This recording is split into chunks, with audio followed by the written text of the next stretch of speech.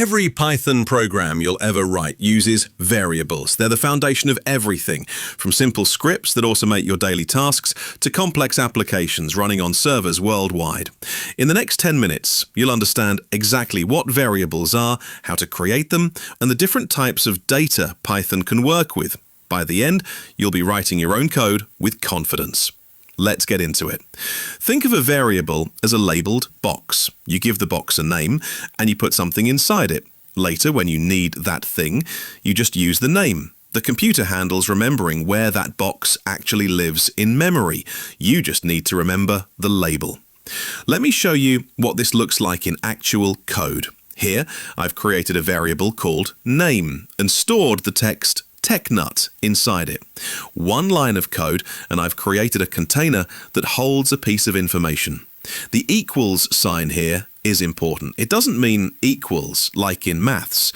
In Python, the equals sign means a sign. Take the value on the right side and store it in the variable on the left side. You're not comparing things, you're putting something into a box. Now I can use this variable anywhere in my program. Python remembers what's in the box. When I say print name, it opens that box, looks inside, and shows me what's there. Here's where it gets interesting. I can change what's in the box at any time. The variable now contains Python beginner. The old value is gone, completely replaced. Python doesn't keep a history. When you assign a new value, the old value disappears. This is why they're called variables. The value can vary. Throughout your program, a variable might hold dozens of different values as your code runs. Before we go further, let's cover the rules for naming variables. Get these wrong and Python will throw an error. Rule 1. Variable names can contain letters, numbers, and underscores. No spaces, no hyphens, no special characters. Rule 2. Names cannot start with a number. You can have age 2, but not to age. Rule 3. Names are case sensitive. Name, name, and name are three completely different variables. Python sees uppercase and lowercase as entirely different characters. Rule 4. Don't use Python's reserved words. Words like print, if, for, while. Python has already claimed these for its own syntax. My recommendation? Use lowercase with underscores for readability.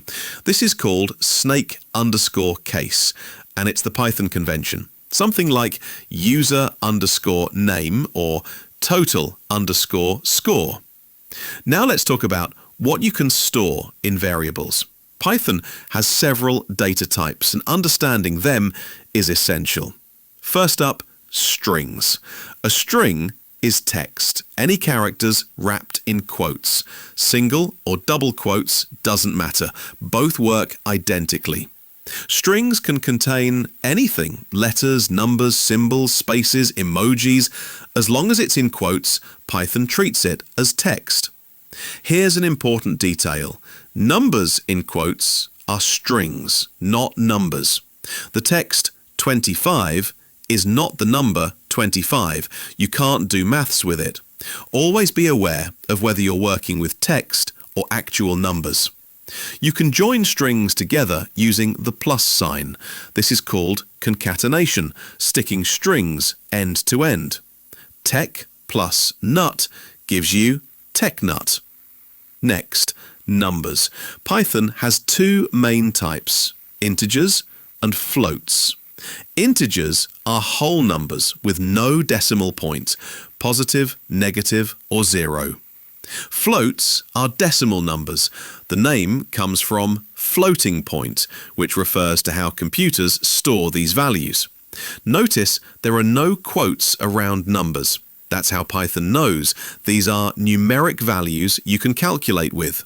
You can do all the maths you'd expect. Addition, subtraction, multiplication, division. Python also has some operators you might not have seen. Floor division uses a double slash and rounds down to the nearest whole number. 10 floor divided by 3 gives you 3, not 3.333. The modulo operator uses the percent sign and gives you the remainder after division. 10 modulo 3 equals 1. This is incredibly useful for checking if numbers are even or odd, among other things. The double asterisk is for exponents. 2 to the power of 8 gives you 256. One quirk, regular division always returns a float, even if the result is whole. 10 divided by 2 gives you 5.0, not 5. The last essential data type is the boolean. Booleans have only two possible values, true or false. Note the capital T and capital F. This matters. True, with a lowercase t, won't work. Booleans are the foundation of decision-making in code. Every time your program checks a condition, is the user logged in? Is the password correct? The answer is a boolean. You can create booleans from comparisons. Age greater than or equal to 18 returns true if age is 25, false if age is 16. These comparisons are the building blocks of program logic. We'll use booleans extensively when we cover if statements next week. Sometimes you need to check what type a variable is. Python has a built-in function for this, type. A string shows as class str. An integer shows as class int. This function is invaluable when debugging. You can also convert between types. This is called type casting. The int function converts to integers. The str function converts to strings. The float function converts to floats. Typecasting is how you go from the string 25 to the actual number 25. Then you can do maths with it. Going the other way, convert a number to a string before joining it with text. Be careful though, not every conversion makes sense. You can convert 25 to an integer, but hello can't become a number. Python will throw an error.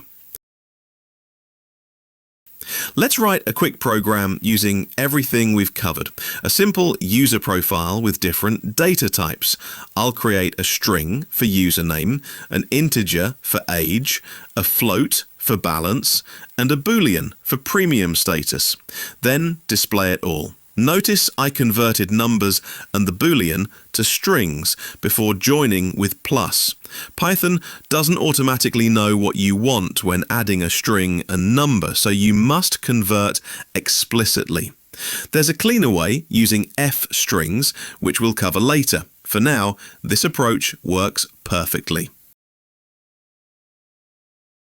That's variables and data types in Python. You now know how to create variables and assign values. You know the naming rules, letters, numbers, underscores only, case sensitive, avoid reserved words. You know the four essential types, strings for text, integers for whole numbers, floats for decimals, booleans for true or false. You know how to check and convert types.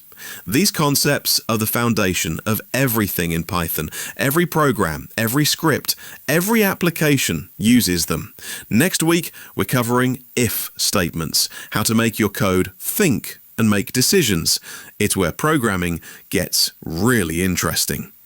If this helped, consider subscribing. New Python tutorial every week, and we're building up to proper project soon.